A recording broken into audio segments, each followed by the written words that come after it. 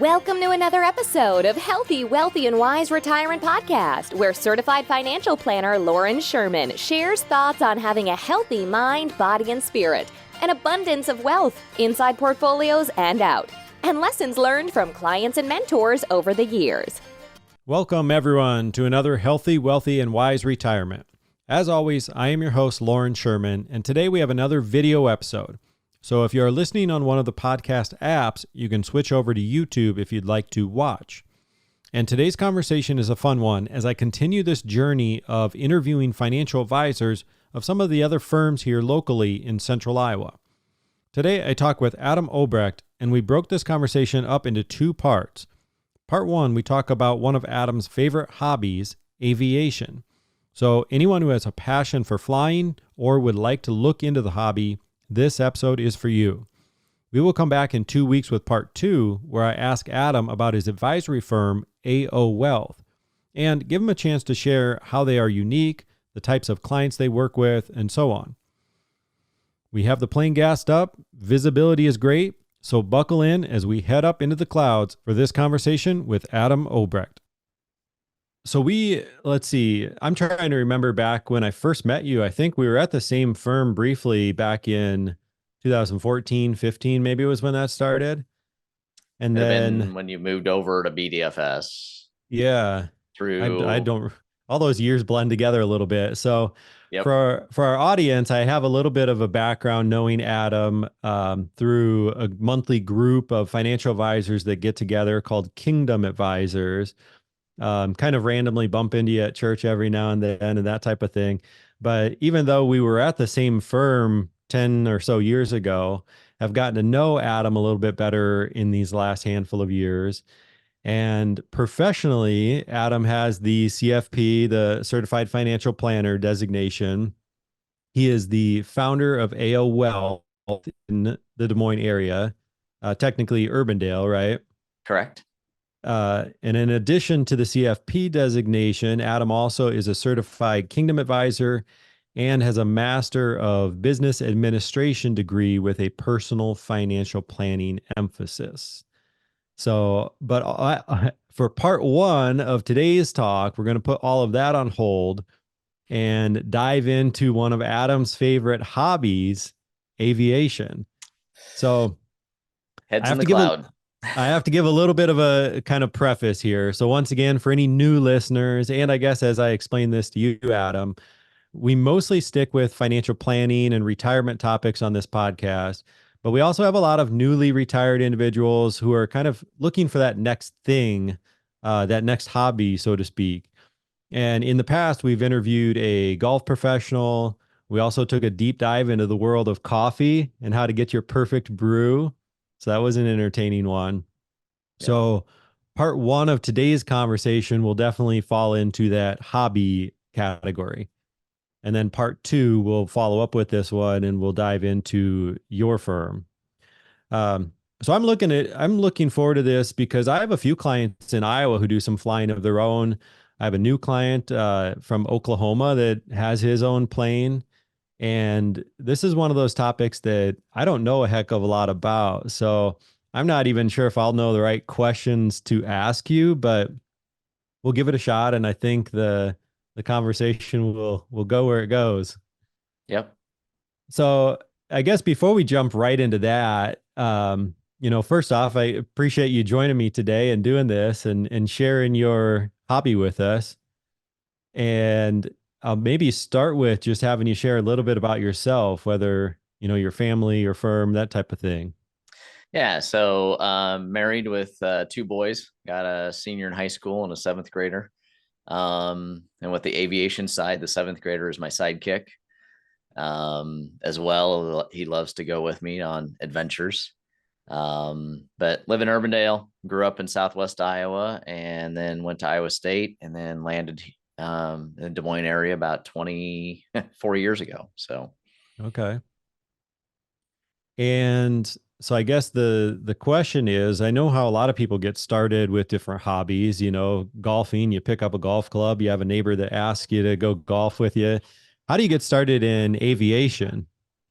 For me, I'd kind of been a follower of aviation growing up. So, had a like military airplane poster on the wall, that kind of thing, but never had been in a small plane until junior into senior year of college, and Okay. was working at a internship here in Des Moines area for Norwest Bank that has now gotten swallowed up by Wells Fargo. But the exit from that internship was a discovery flight. And the people that had worked for were like, hey, you talked a little bit about aviation. One of the guys there was a balloon pilot. And so he's like, your parting gift as an intern is a clock, and we bought you a discovery flight at the Ames airport.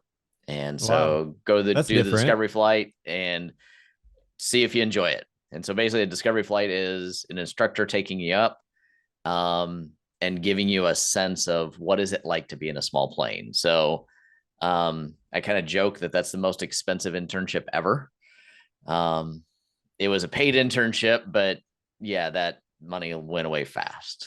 Right.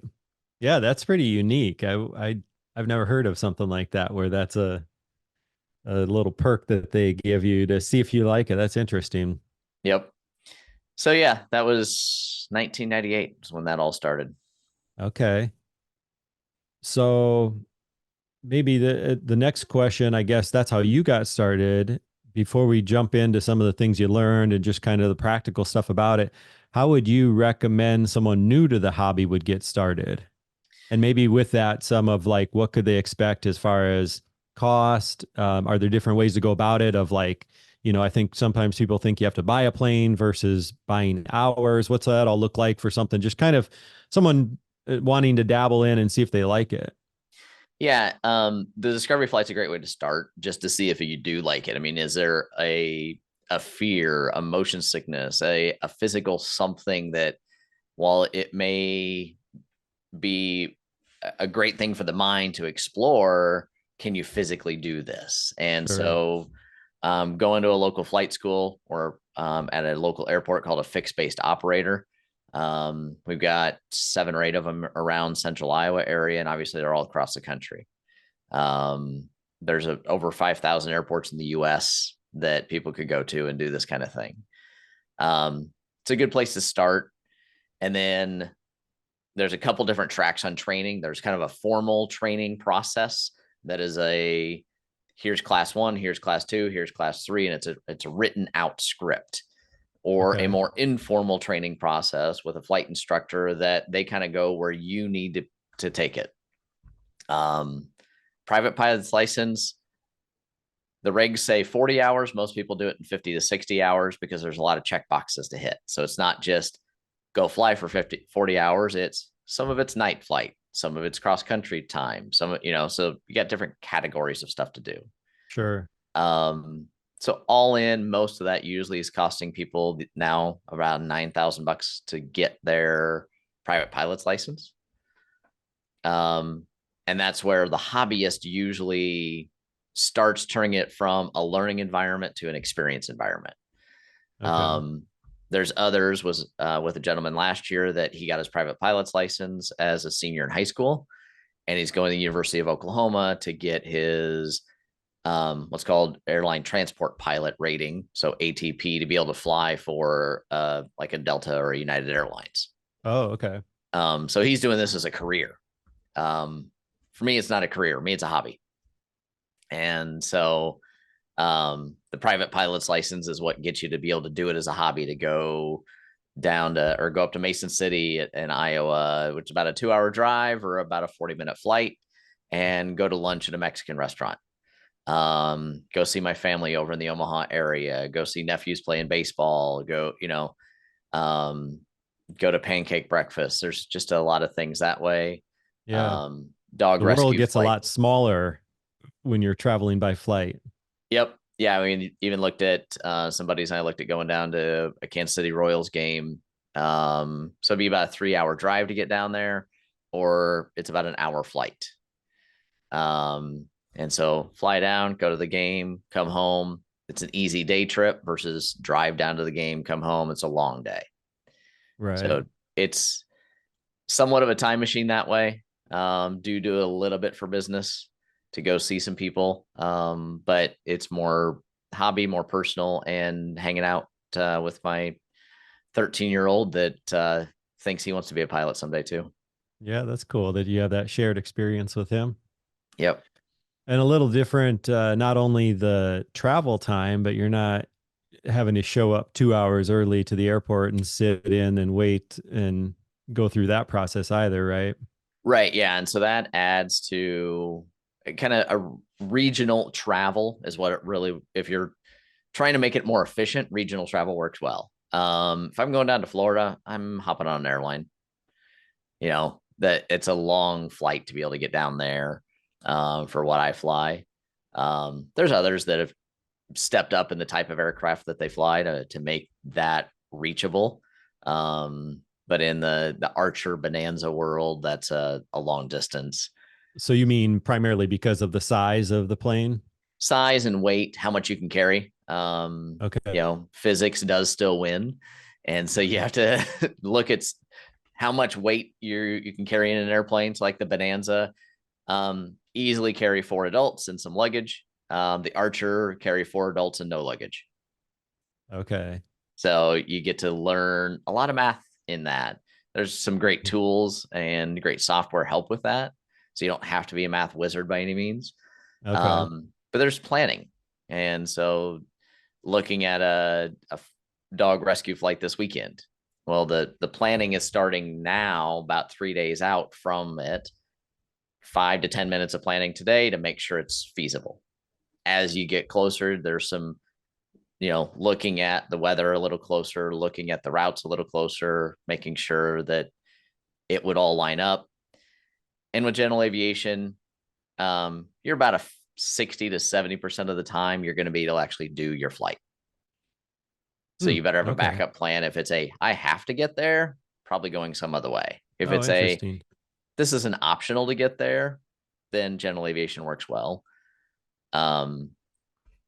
Getting instrument rating, getting commercial license brings that percentage up, but you still have to have this mindset of, hey, if a thunderstorm rolls through or an ice event rolls through and your aircraft isn't equipped for that, you're sitting on the ground. Yeah, you can probably talk pretty fluently with the farmers about what the weather's doing, I bet. Yeah, and you got to have a regional weather view. Ran into one last year, so Oshkosh, Wisconsin, coming back to Des Moines, stopped in Decorah, Iowa to fill up with fuel, and left Decorah with nothing on the radar. And by the time we got about 45 minutes into the flight, there were 2 major thunderstorms in front of me. And so kind of had to divert around that and pick our way through it. And it was that was a storm that started out in Nebraska. And that's where it was when we were headed into Decorah. Sure. But by the time, in a hurry. Right. But by the time we got to where we needed to get to, it was in front of us. What do you like most? What kind of gives you the excitement or the joy of flying outside of just the practical part of it being efficient and quicker? Like, what is it that excites you about it, would you say? Is it hard to describe, or what would you say about that? Yeah, a couple things. One is just the challenge of it, of, learning the weather, learning the systems, learning the regulations, and the complexity of it. I do enjoy that. Though when you're doing it, there's also a piece about it. There's being above the clouds on a stormy, cloudy day, going and just enjoying a great landing or a great accomplishment that way. So it fits a lot of those buckets for me, of the competitive spirit, as well as the wanting to learn something new. There's always something new to learn in aviation, to be safer, to be better. Sure. I'd rather also fly to Iowa City than drive I-80. Sure. There's less planes in the sky than there are cars on the road. So yeah. There's always the feeling of like you have less control, but all the statistics say that it's a heck of a lot safer, right? And it's safer because there's a ton more training. If we actually trained drivers the same way we train pilots, we would be a lot safer on the road. That's fair. Yeah. Yeah, it doesn't take a whole lot to get your license, do you? It's almost like Nope. people feel obligated, like that they deserve that just because they turn a certain age, and you don't have to. You go through some training, but pretty minimal. Yeah. And every 2 years with a pilot's license, you have to sit with a flight instructor and make sure you're still competent. There's ongoing trainings to be able to carry passengers every 90 days. So Okay. there's a lot of check boxes, as it always gets back to. And that's the thing with aviation, is a lot of checklists. And Okay. so how do you start up the plane? To what do you do on climb out? What do you do on cruise? All of these checklists you go through. So if you like checking boxes off of a sheet, aviation is one of those that does a lot of that. Yeah. And you said you're doing the math. There's a lot of math to it. There's maybe some honest conversations too, when you, or awkward conversations about weight and, and people joining you for your flight, right? Yeah. If you're getting close on weight, you start asking people, okay, what do you actually weigh? Not what do you think you weigh, but Right. um, luckily I don't fly planes that are right on the edge on that. There are some Right. planes that 5 pounds can matter. Sure. Um, I never wanted to be that close. You're right. So, That makes sense. That makes sense. yep. Where do you go to hang out with people that would be like, because I think part of if someone was taking this up as a hobby, they'd want to hang out with other people that are flying and that know aviation. Like, obviously, if you want to golf, you go to the golf course and hang out with people at the clubhouse. Like, where do you go? Is there a place, or where do you find kind of like-minded people? Airports is going to be the quick answer. Like Boone, Iowa's got a really good Boone area pilots association. And they get together usually every other week or so and do some sort of activity. Okay. And then there's different flight clubs. And so back to that kind of, how do you, once you get your license, what do you do? Joining a flight club is one option. Renting aircraft is an option. Owning an aircraft is another option. So there's a lot of ways to do that. But the flight clubs have some social aspects built into it. Um, Organizations like Experimental Aircraft Association, or EAA, have local chapters.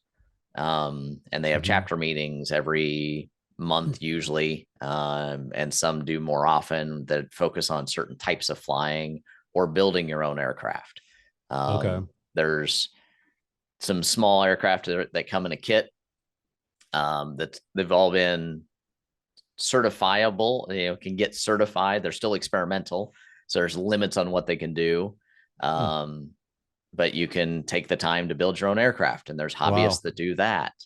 That seems Um, like a huge undertaking, but yes. interesting. Most of the people you talk to that do it, it's can be a decade of building and one aircraft.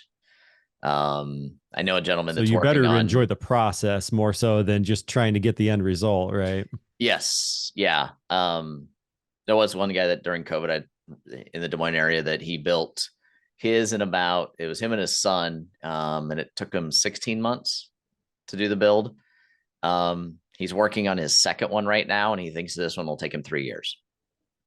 Yeah, So, interesting.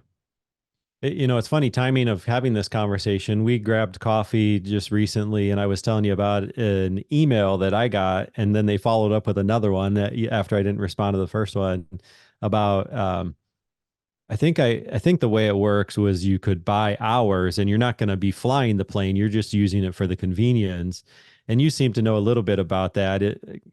Can you share a little bit like what that is? yeah, so that's kind of that fractional jet area. So the largest company that does this is NetJets, Okay. um, around the country. And then there's others like Exec One Aviation in Ankeny, or there's one out of Lincoln as well, that you can just buy time on their jets. So this is a substitute for commercial travel.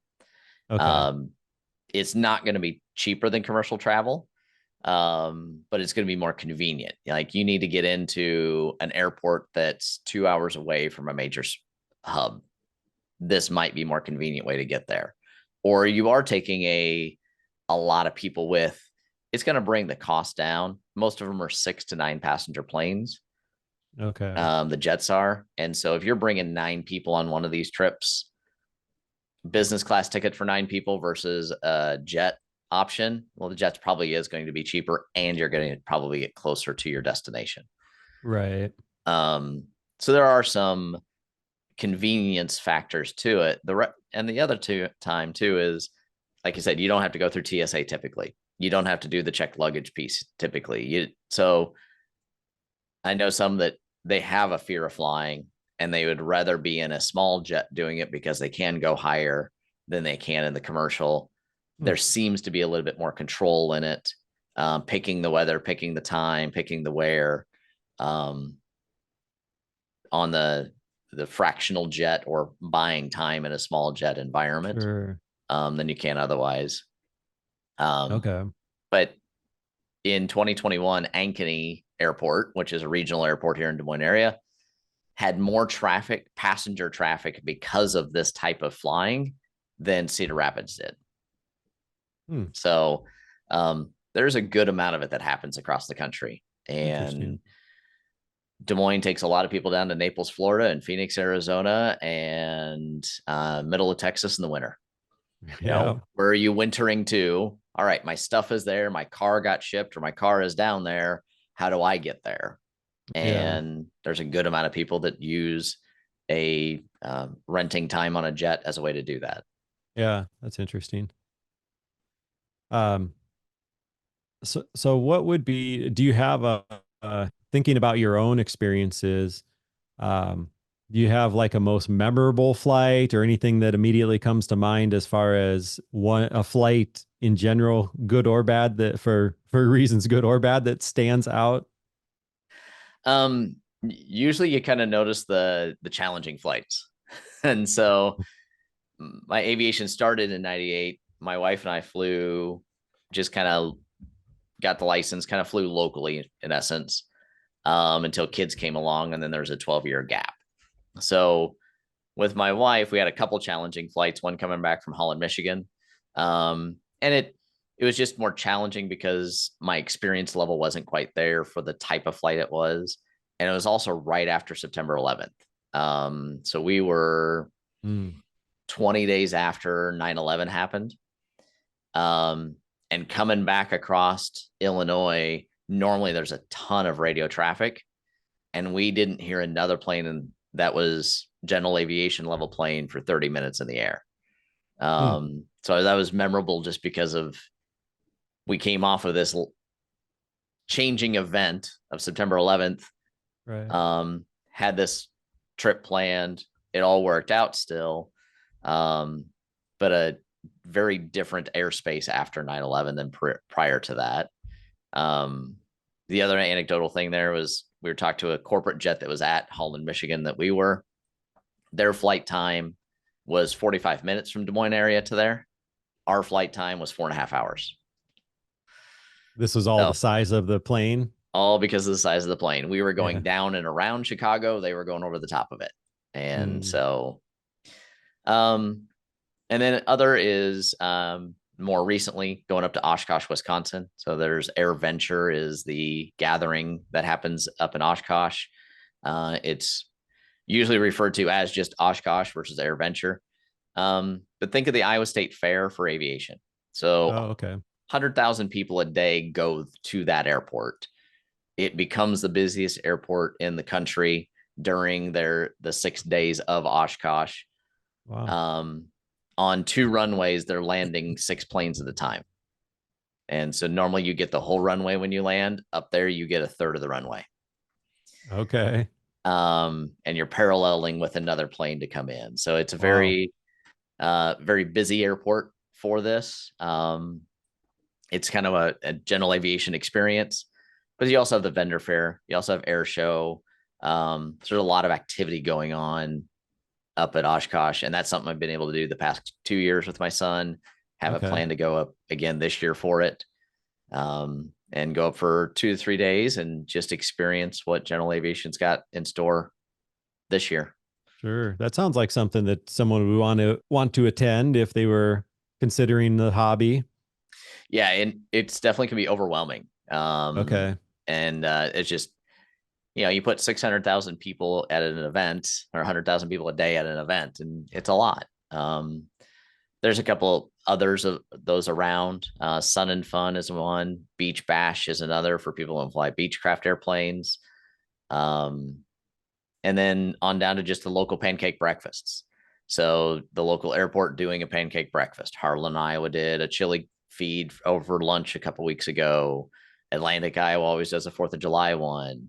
Okay. Winterset does a pancake breakfast every year. Ames has got one coming up here soon. So Okay.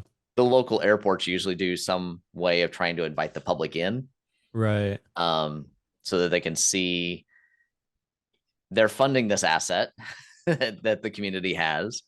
It's bringing business to town. It's bringing visitors to town. It's giving people options to get somewhere that they normally wouldn't be able to get to. There's a lot of good public use that happens at airports, whether it's medical flights, supplies. FedEx now has bought a bunch of smaller planes to be able to get into more regional airports and smaller airports. Like the packages will come to Des Moines. From there, they'll get sorted and put on smaller planes and sent to Carroll, Iowa, sent to Mason City, sent to Fort Dodge. So there's a lot that happens at these airports. There's 100 in Iowa. I bet once you get plugged into the community too, you realize that there's probably all sorts of stuff going on. Yep. Yeah. So aviation's busy. At least in Iowa it is, and surrounding states. When you get on the East Coast, it gets a little bit more challenging because the airspace is so compact that some of the activities that we take for granted here become a little more difficult over there. Okay. From a practical standpoint, how old your son's? How old now? Did you say? Yeah, so he's 13. I thought, okay. At 14, so how old do you have to be start, before you can get your pilots? Yeah, so 14 he can start logging time, and then at 16 he can what's called solo, so he can fly without an instructor, but you can't get your license until you're 17. Okay. And that a lot of 17-year-olds will get like their license on their 17th birthday. There is a decent number of people that do that. If they've kind of had aviation in their background. Right. For me, I got mine at 22. I know a lot of people in their 40s and 50s that get it. Or as you mentioned kind of early on, is that hobby transition into retirement. It's a good thing to transition to, but you got to have it for kind of a reason. And you start making up reasons, whether it is to travel to family, whether it is to travel to different events or regional activities a little bit more than you would have otherwise. Because you do need to stay active. The stats are around 50 hours a year is minimum of flight time. And that's time in the aircraft to stay proficient. You can do a lot less and stay legal. And so the idea between here's what's legal and here's what's proficient, or here's what makes me a good pilot, those are two very different lines in the sand. Right. What about if someone was like, well, I'm 70 years old now, maybe I'm not a spring chicken anymore, not sure I want to take on this, it feels like a mountain of a new hobby, and maybe their mind isn't quite as sharp, or their vision isn't quite as good, or whatever the reason might be. But it sounds like there's ways that they could kind of plug in and still get some of this experience without being the pilot themselves. Yep. What would be the best way for that? And that's the hang around the pilot environment, whether it's EAA and maybe helping somebody build the plane, whether it's being just a helper on a flight, and going along, on a ride with somebody that has got a plane locally, and they just need somebody in the right seat with them to maybe help run the radios or things that way. And others is just learning about it, something new to learn about, and watch the sky and pull up a flight radar and see what aircraft just flew over your head. Yeah. There's a decent amount of we're called flyover country in Iowa for a reason. We have a decent amount of aircraft that fly over our head at 40,000 feet. Right. Yeah. Interesting. Yeah. It's always good to be learning new things, and that's a good way to keep our mind sharp in the first place. Yep. But there's a good amount of people that, in their 50s, 60s and 70s, that's the first time they truly go after their license. It can take a little longer just because of the mental demand that it does take. But that you just got to know yourself. Are you up for that kind of challenge? Do you have that capacity to go out and learn something totally new? Or is this Right. an offshoot of other things that you've already done? Right. Yeah. Um, yeah, and I'm not really sure what other questions to ask on that. Is there any other stories or anything else you'd like to share on the aviation side before we pivot and talk about your firm? I can always talk aviation. It's just, there's just a lot of fun around it, a lot of great community around it. So it's always something that the old joke is, how do you know somebody's a pilot? Don't worry, they'll tell you. Yeah, yeah. Well, that's cool that you're getting to experience this with your son too. I think having that shared hobby is a cool deal. Yep. Yeah. Initially, it was, again, we kind of a running joke in the family. If the kids were involved in it, it became a family activity. I might have taken this one a little bit to the extreme on that. So, Yeah. We're going to put a pin in the conversation as we will be back in 2 weeks to wrap up, where Adam tells us about his firm, AO Wealth. If you are a newer listener to the show, head over to the podcast tab on our website, integrityguidance.com, where you'll be able to find all of our past episodes. I think this episode is roughly number 70, so we have covered a lot of topics in the past. Still to this day, some of our most popular topics are some of those that are tax planning centric. There are a handful of those, but episodes number 7, 18, and 28 all stand out. We've also talked about long-term care strategies, charitable giving strategies, RMDs, Social Security, and all sorts of good stuff. So take a look at those, and if you don't find what you're looking for, shoot us a message with any ideas that you would like us to cover. You can send any ideas to hello@integrityguidance.com. That's all we have for you today, but come back in 2 weeks for part 2. God bless. Thank you so much for listening and supporting this podcast. If you've enjoyed listening, we would love if you took a quick moment to leave an honest review. Of course, we're shooting for 5 stars, but if you have suggestions to improve the show, we would love to hear from you too. Just click on the podcast name, Healthy, Wealthy, and Wise Retirement Podcast, and scroll down to ratings and review. Thanks again for your support, as this helps us reach a wider audience and help even more retirees just like you. This podcast is for entertainment and informational purposes only and is not intended as a specific tax, legal, or investment advice. Lauren Sherman is a certified financial planner and co-owner of Integrity Wealth Management, an investment advisor serving retirees in search of their own healthy, wealthy, and wise retirement lifestyle.